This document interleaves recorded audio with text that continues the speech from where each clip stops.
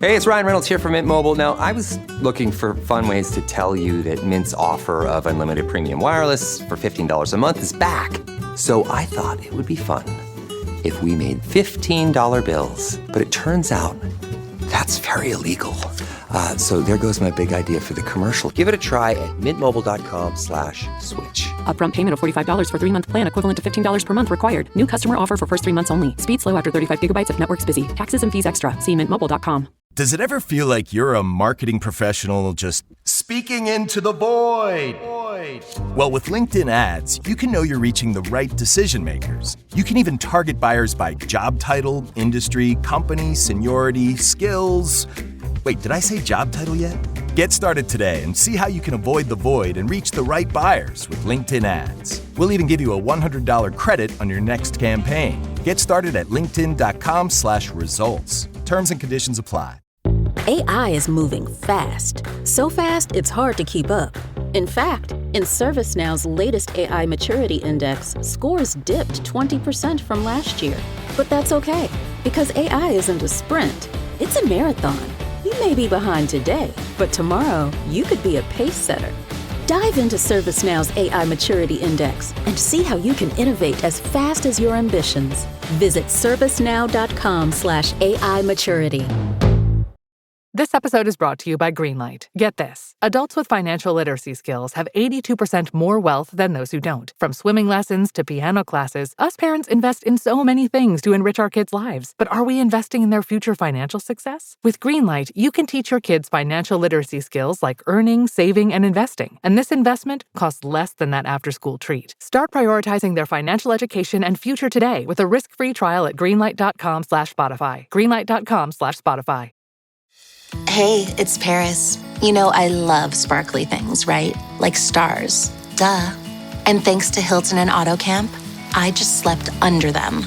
Picture me, serving looks by the fire outside my luxurious Airstream, making s'mores with the kids, while a national park is our backdrop. The great outdoors meets Hilton hospitality. That's hot. Explore all the new ways to stay at Hilton.com. Hilton for the stay. Hey, it's Ryan Reynolds here from Mint Mobile. Now, I was looking for fun ways to tell you that Mint's offer of unlimited premium wireless for $15 a month is back. So I thought it would be fun if we made $15 bills. But it turns out that's very illegal. So there goes my big idea for the commercial. Give it a try at mintmobile.com/switch. Upfront payment of $45 for 3-month plan, equivalent to $15 per month required. New customer offer for first 3 months only. Speed slow after 35 gigabytes if network's busy. Taxes and fees extra. See mintmobile.com. The McDonald's snack wrap is back. You brought it back. Ranch snack wrap. Spicy snack wrap. You broke the internet for a snack. Snack wrap is back. Ba-da-ba-ba-ba. I'm always looking for ways to show my cat how much I love her. And with Fancy Feast gems, I can pamper her whenever I want with a savory gravy on top of a gourmet mousse pâté. The pyramid shape makes serving simple, so all I have to do is peel and plate to make mealtime feel extra fancy. And with 2 entrees in every pack, it's easy to turn every day into the extraordinary. Fancy Feast gems. This episode is brought to you by Starbucks. Smooth, bright, deliciously crafted. Introducing Starbucks Sincera Blend, their smoothest, brightest coffee yet. It's a new kind of light roast, one that's packed with so much flavor, it shines no matter how you brew it. So go ahead and try it hot, iced, black, or with a splash of creamer. Visit athome.starbucks.com/Sincera-blend-coffee to bring Starbucks Sincera Blend home. This episode is sponsored by Friskies, who would like to tell your cats hi. Now, if that didn't get your cat's attention, there is one thing that always does the trick. Just pour some Friskies crunchy food in the bowl and you'll hear those paws come running. Works every time. With so many Friskies choices, you can always bring your cats running from their secret napping spots. There's always more to explore. See for yourself at friskies.com or visit your local store.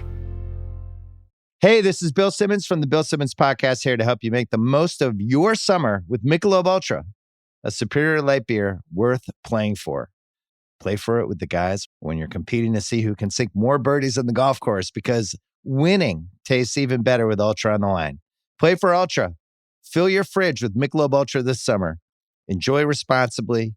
Copyright 2025 Anheuser-Busch Michelob Ultra Light Beer, St. Louis, Missouri. Today's top story, the flavor merger of the century between the Peanut Butter Group and Chocolatey Corp. Joining me is a PBC executive. Thanks for having me, Barry. Now, how did you know the merger and the byproduct of it, Jif peanut butter and chocolate flavored spread, would be a success? You know, it was a gut feeling, a rumbling, if you will. Besides, they're two titans of taste. Very true. Goes great with pretzels. And pancakes. Apples too, I bet. Try Jif PBC today. Everyone who works at Starbucks, full or part-time, gets stock in our company, simply for being part of our company. That's why we call our employees partners, because when Starbucks succeeds, our people do too. And that success turns into down payments, family vacations, and so much more. At Starbucks, benefits like company stock are just the start. Learn more about how we support partners at starbucks.com/partners. This episode is brought to you by Buick. Buick certified service technicians are factory trained to fit your vehicle with the tires specifically developed for it. And with our tire price match guarantee, you get the best fit for the best deal. Buick, exceptional by design. Available on select eligible tire brands at participating dealers only. Offer ends 12/31/2025. Terms apply. See dealer for complete details. Visit buick.com/service to learn more. Learning through play starts with Lego Duplo. With Lego Duplo, toddlers can develop real-life skills while having fun with colorful bricks made just for them. Large, easy to grip, and safe to explore. When children express themselves with Lego Duplo, they build patience, problem-solving, and empathy. See your child learn perseverance and self-expression with everything they imagine and create. Visit lego.com/preschool to learn more. It's back to school season and Clorox is donating 2 million disinfecting wipes to classrooms across America. Because back to school means things can get a little bit messy. Just ask kindergarten teacher Miss Gibson.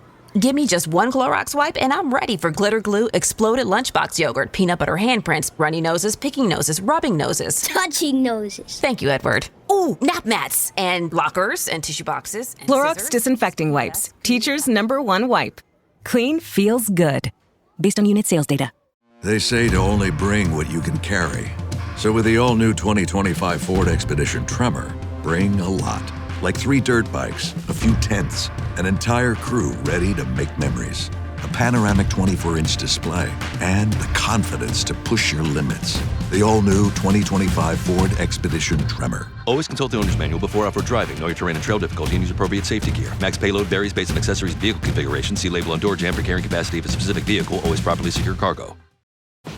Acura dares to drive beyond standard. A torque-vectoring super-handling all-wheel drive system, standard in the Acura RDX. Panoramic moonroof and premium 3-row seating, standard in the Acura MDX. Sound that surrounds you, an 18-speaker Bang & Olufsen premium sound system comes standard in the all-electric ZDX, the Acura RDX, ZDX, and MDX, where precision meets craftsmanship. Visit Acura.com to learn more.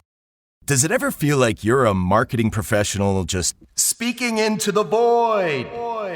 Well, with LinkedIn ads, you can know you're reaching the right decision makers. You can even target buyers by job title, industry, company, seniority, skills. Wait, did I say job title yet? Get started today and see how you can avoid the void and reach the right buyers with LinkedIn ads. We'll even give you a $100 credit on your next campaign. Get started at linkedin.com/results. Terms and conditions apply. This summer, try the new Strato Frappuccino blended beverage at Starbucks. It's the classic blended iced coffee you know and love, now topped with a creamy layer of handcrafted brown sugar cold foam. Available for a limited time. Your Strato Frappuccino is ready at Starbucks. Have you ever spotted McDonald's hot, crispy fries right as they're being scooped into the carton? And time just stands still. Ba-da-ba-ba-ba. Welcome to the HCI family of podcasts. We're your source for personal, professional, and organizational growth and development. We share our own original research, explore industry trends, and interview executives and thought leaders from across the globe. Join us for practitioner-oriented content around all things leadership, HR, talent management, organizational development, and change management. Maximize your personal and organizational potential with the HCI family of podcasts. Hey, it's Paris. You know I love sparkly things, right? Like stars. Duh. And thanks to Hilton and AutoCamp, I just slept under them. Picture me serving looks by the fire outside my luxurious Airstream, making s'mores with the kids, while a national park is our backdrop. The great outdoors meets Hilton hospitality. That's hot. Explore all the new ways to stay at Hilton.com. Hilton for the stay. We see you getting after your fitness goals. But what about those money goals? You can count on Credit Karma for a clear view of your finances and your progress, helping you see results so you can keep checking off those financial personal bests and find your way to money. Progress never felt so good. Download the Intuit Credit Karma app and start achieving your money goals today. Intuit Credit Karma. Karma you can count on. Cyriel Kortleven, welcome to the conversation today. I'm very happy to be here, John. Looking forward to this. It is a pleasure to be with you. You're joining us from Belgium. I'm south of Salt Lake City in Utah. And today we're going to be talking about making change simple. I love that. I love the simple framing. I love the idea of making change simple. The reality is we all live in this crazy world. It's increasingly complex, messy, nuanced. The rate and pace of change around us seems to be ever increasing, almost at an exponential rate. And so amidst all this complexity, I think there's always this temptation to just feel bogged down, to feel weighted down, and then to try to latch on to all these different framings and models. And while frameworks can be helpful, oftentimes they really do become, overly complex. A lot of times they do become less helpful just because they take us down paths that more complex than they need to be. And so this idea of keeping change simple, doing the basic things consistently well over time, I think is really what we all need to hear. So I'm excited to explore this with you today. As we get started, I wanted to share Cyriel's bio with everybody. For more than 20 years, Cyriel Kortleven has been inspiring organizations like IKEA, NASA, and Unilever to approach change with courage, confidence, and enthusiasm. His programmatic advice has earned him the nickname of Simplifier. In an increasingly complex world, we need new simple perspectives to enable us to navigate uncertainty and to turn problems into opportunities. And so today we're going to be talking about practical tips and tools to help all of you as a leader to drive behavioral change. Cyriel, anything you would like to add by way of your background, personal context before we dive on in? No, this is perfect. People can look up my name and they find a lot of stuff, but I totally agree with you. I think we human beings have a tendency to make things sometimes too complex. So if we can give some tips and tricks to make change a little bit easier, yeah, I'm very happy to do that. So I know one of the things you often talk about is the change mindset. I also think this is hugely important, in part because we historically, traditionally, we talk about change process. We talk about change initiatives. I think that's still important, change management, change process, all of those things. But again, given the rate and pace of change and that changes all around us all the time, making a shift from like a discrete change initiative or process into change mindset seems rather important to me. Can you tell us what that means to you and why you feel that's so important? Yeah, absolutely. What you see is indeed a lot of models, a lot of theories on how can we streamline the whole change management a little bit better. But for me, it starts with the person, and mindset for me can be the head and it can be the heart. I think we have to touch people, their personalities, because it changes from person to person. Some people, they love to change some things. For them, it's a little bit easier. Other people go into resistance. So one of the quotes that I really like and use several times is, don't mind the change your mind. And what do I mean by that? If something is changing, we focus all our time, energy, money on the thing that is changing, which makes sense. If there is a new software system, we want to give people training, we communicate on the new software. But what we sometimes forget is that we can also help people in coping with that change. And then if we focus a bit more on how can we make it a little bit easier for people, how can we take away some resistance, how can we give them a bit more trust that they can do it, then it doesn't really matter what the change is. They will be better. They have better tools to start working with the change. So I think probably we still need to focus 90% on the change itself, the element that's changing, but maybe we should focus 10% on more helping people to cope with change, making them aware of their own unconscious thinking, that we human beings, we love to stay and stick to the status quo. But yeah, we need to change because the outside world, like you're saying, is changing really quickly. So for me, the change mindset are some simple principles that we can apply to make change a little bit easier. Yeah. Well, and like you said, resistance to change is one of the biggest, threats to any change initiative. It's what every leader knows, and any change practitioner, any leader who has tried to lead change initiatives knows that resistance to change is in creating buy-in from various stakeholders within the organization. Like that's one of the biggest hurdles. To be able to drive success and sustainability and to have meaningful, measurable impact over time. Like you have to do that, otherwise you're not going to accomplish what you're trying to accomplish, right? And I think a lot of times leaders look past it because they just think, we're in charge. We tell our employees what to do. We're going to, adopt this new software. We're going to change this process, put in place this new policy. We're going to do whatever. We're going to roll it out. We're going to tell them how it's going to be, and it's just going to happen.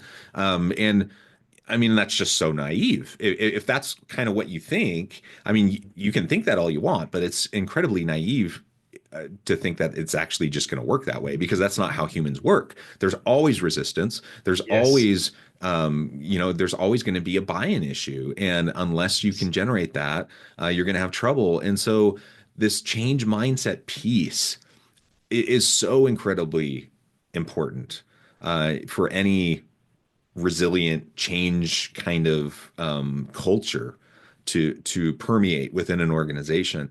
And again, we're not talking like, maybe 20, 30 years ago, we could get away with every so often having like a big change push, a change initiative, but we're not there now. Like it seems like it's constant. And so if we're truly in a place where it's almost constant, what are we going to do if people have constant either resistance or change fatigue or any of those sorts of things? We're just never going to get to where we need to be. No, I absolutely agree. And one important element is a lot of times the leaders, they already thought about the change that they want to achieve. So they're already busy with it also in their mind already for months. And then they announce it and they are amazed that people are having resistance and they don't get it.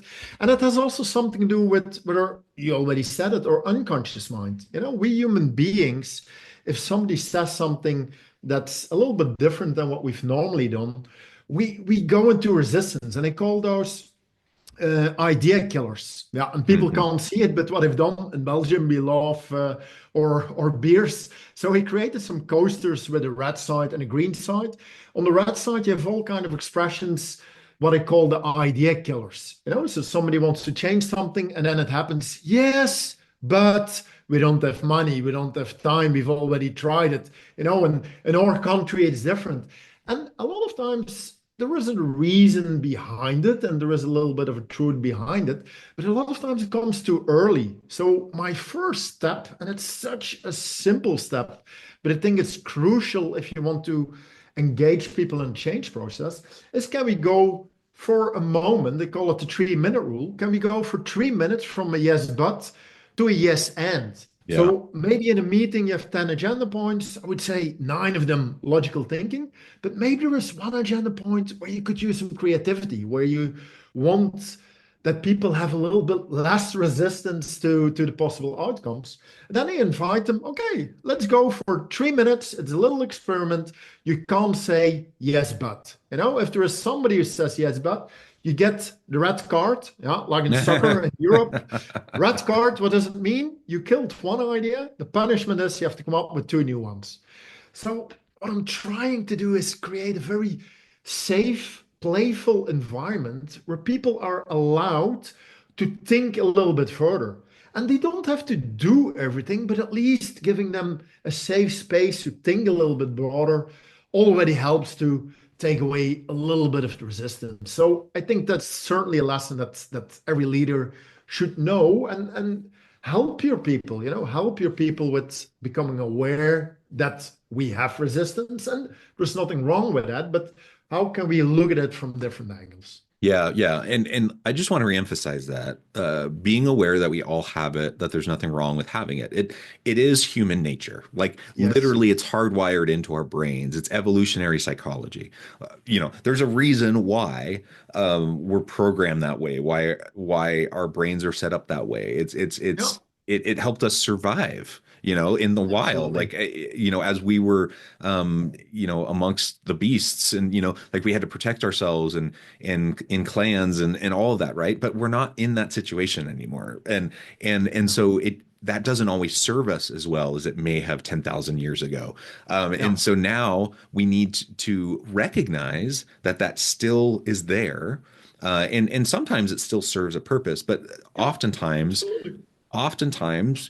that resistance creates that fight or flight kind of response. Yes. More than necessary. And so if we recognize that, then we have control over what our response is to it.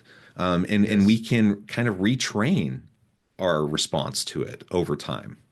Yeah, you can play a little bit. I see it as becoming aware, because a lot of us, and even I am already working for more than 20 years in this domain, I still say yes, but a lot, if a new situation happens. So becoming aware of it, that's absolutely step number one. And then you can start playing, hey, wait a minute, what if I go one step further? What if this would be possible? And then the what if questions can come, but it starts with awareness and being open to dare from look at the world from different sides.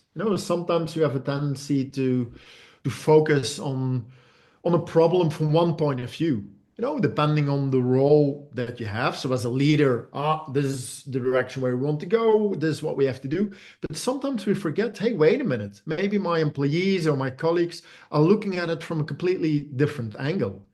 And starting to understand that there are different angles. And it doesn't mean that you have to change your own perspective, but at least be a bit more open. You have more options. You can go in more directions. Yeah. So recognizing that first and foremost is important. Then we have more power over it, like power control over what our response is. Yes. We can choose more. What can we do as leaders? What can we do as HR professionals to help boost this change mindset, to help our people, members of our teams, to help people in the organization to develop this kind of change mindset, so we're more resilient to change that's happening around us, and we can mitigate or diminish the resistance to change? Indeed, starting with bring that awareness. So one of the tips that I would give is maybe every meeting, the last 3 minutes or 5 minutes, play around a little bit with those idea killers. Let's just to make people aware that we have them. And if we train them, it becomes a little bit easier to come up with a bit more creative ideas. So that's one. A second thing, what I also advise a lot of times to HR people or leaders in general, is helping people to look at the world from different angles. So asking a question like, for example, you're working in marketing. Hey, how would somebody from the logistical department, what would they do to solve this problem? Or somebody from legal or administration, Or you could even go a few steps further to say, hey, wait a minute, we're now, for example, in the US. How would a different country, what would they do if they had a challenge like us? How would they solve it in Belgium or in New Zealand or whatever? And what happens is by putting on a different hat, or at least steering us in a certain direction by asking those questions, immediately our brain is triggered to look at it from a different angle. And that will also help to to make people a bit more resilient to the change that are happening. And maybe step three, and maybe that's one of the most important ones, is allow people to do more experiments. Yes. I have a feeling that we try to control everything. So what do? There is a mistake, and we come up with a new rule and a new procedure and a new way of working, and we're making it more complex and complex instead of. And I totally get it. If there is a danger involved, we have to try to control it and do double checks. But in a lot of cases, if it is just a thinking exercise, please allow people to test some things in a small way, do an experiment. If you want to, for example, a question that I get a lot is that people say, we should cross borders. We have to work together with the different departments, and you can come up with a whole program trying to do it. Or you could say, hey, next week, everyone, you get 1 hour free time, just visit the department that you don't really know, and you are allowed to go and sit in that meeting, and maybe you learn something. I think that approach will bring a lot more movement, a lot more action, than trying to come up with a theoretical plan. And maybe it works or doesn't work, but that doesn't really matter. You started to move. And I'm quite sure you learn more from reality if you really put something in action in the real world than trying to do it in your head. So allow people a little bit more experiments and accept the small failures, learn from it. Yeah, I completely agree. I love the experimentation idea because, you have to create the psychological safety for people to speak up. You have to create the safety for people to be willing to try things, to experiment. And if you want people to if you want to break down resistance to change, if you want people to embrace a change mindset, first and foremost, you have to encourage people to be curious, right? You have to encourage people to think outside of the status quo, to think outside of the everyday. You're never going to get people to embrace the new unless they're thinking about possibility, right? And so many organizations are so locked down into compliance with the current status quo that, like, no wonder when some change initiative happens, it's so hard to get people there because you've been drilling into them constantly for the past year about compliance. And oh, by the way, here's the stick that we're going to hit you with if you deviate in the smallest little centimeter, away from this compliance. And then now all of a sudden we're telling you to switch gears and go a completely different direction. And you think it's just going to naturally happen. People, we've already talked about, like, from an evolutionary psychology standpoint, people already resist change. You add on top of that the fact that you've been hammering over people's heads that they need to be doing it one specific way, and now you're telling them to change it. Like, of course, it's not going to be smooth sailing. So if you can break down that compliance culture into more of a psychologically safe, courageous experimentation culture, oh my goodness, now all of a sudden people are curious and they're just exploring, and you've taken away the stigma around failure.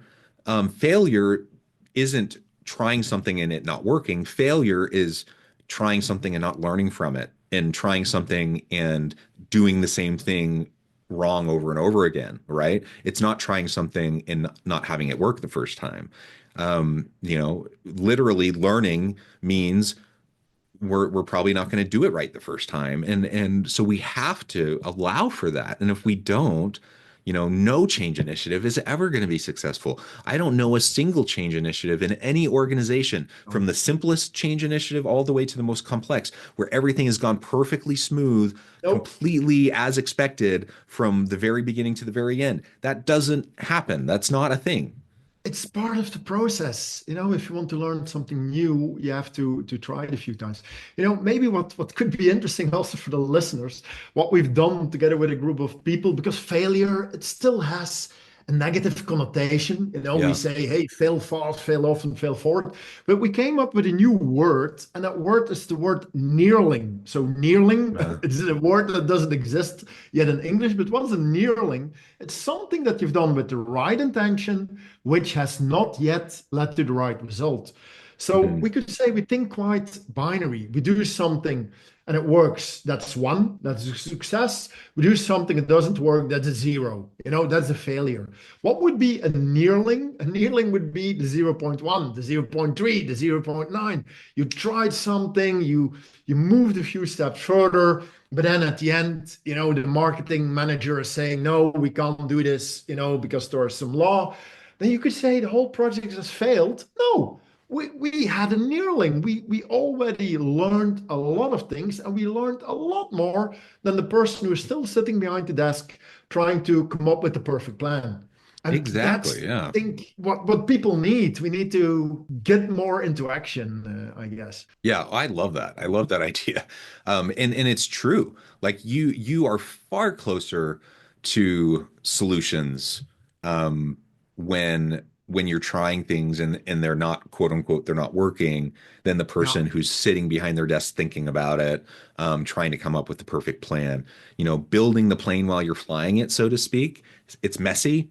Things aren't going to work. The pieces are going to fall off while you're, flying overhead, whatever. But guess what? You're going to be far further along. You're much further along in terms of having a working prototype than people who are just sketching stuff at their desk. People who are just thinking about it, because you're living it, because you're applying it, because you're testing it.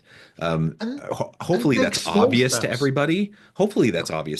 But like the lived reality doesn't always connect with the conceptualization, right? Yes. Like so often we may know that, but it doesn't play out with how organizations function because we get too scared about looking dumb. We get scared about, how are we going to explain this to our boss when we try something and it didn't work or whatever. And I would say add to that, make it small, make it small and safe. A lot of times if you want to test out a certain situation, you don't need to change the whole organization. You can start with a small department.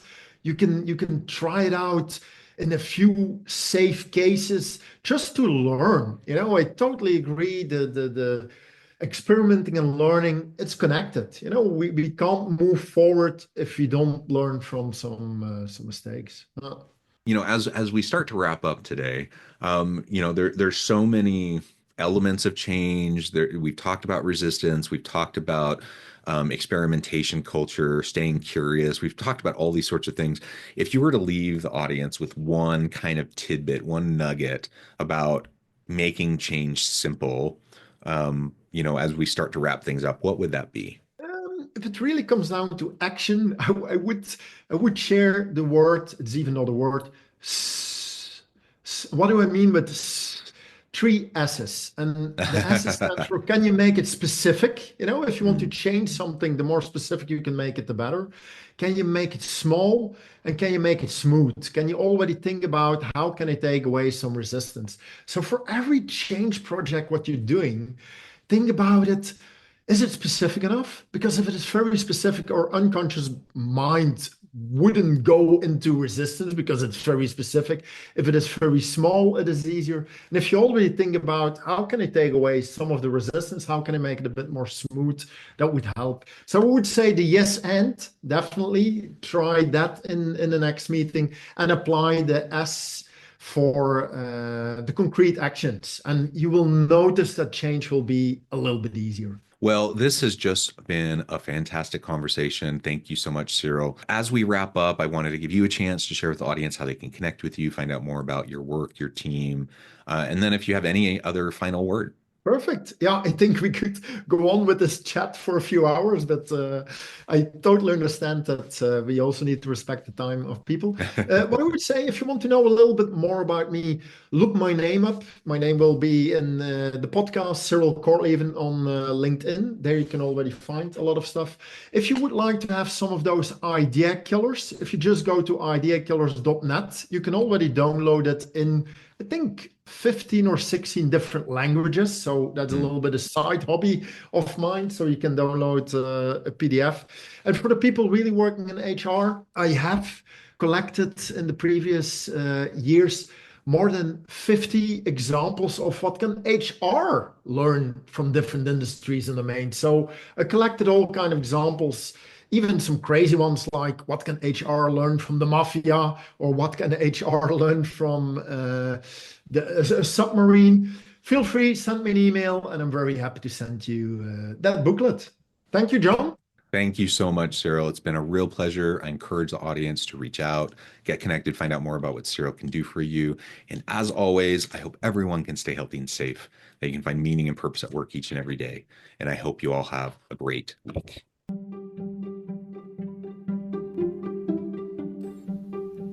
Thanks for joining us for this episode of the podcast.